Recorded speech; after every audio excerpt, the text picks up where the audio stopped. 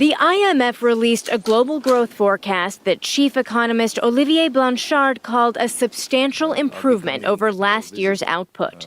Put simply, the recovery is strengthening.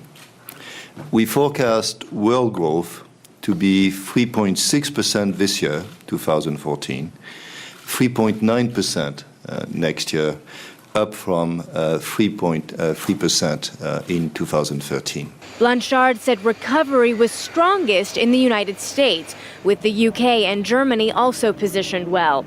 But the forecast signaled a widening gap among countries, with recovery in more advanced nations serving as a double-edged sword for emerging markets. Stronger growth in advanced economies implies increased demand for their exports, and that's clearly very good for them. But the normalization of monetary policy in the United States, however, implies tighter financial conditions and what can be described as a tougher financial environment. The loosening of monetary policy by the U.S. Federal Reserve has forced emerging markets to brace for impact. IMF economists posted a slight downward revision to its emerging markets projections from its last forecast. Research chief Thomas Helbling says emerging markets are relatively prepared for what lies ahead. Many emerging markets are in a stronger position to withstand capital flow reversals. They have more flexible exchange rates. They have greater buffers in terms of foreign exchange reserves.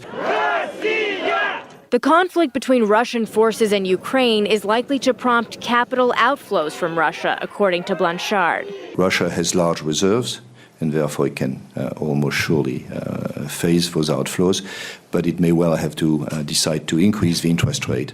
So for all these reasons, we think that this will lead to lower growth in Russia. For Europe's southern periphery, the forecast was positive for the first time in 2 years.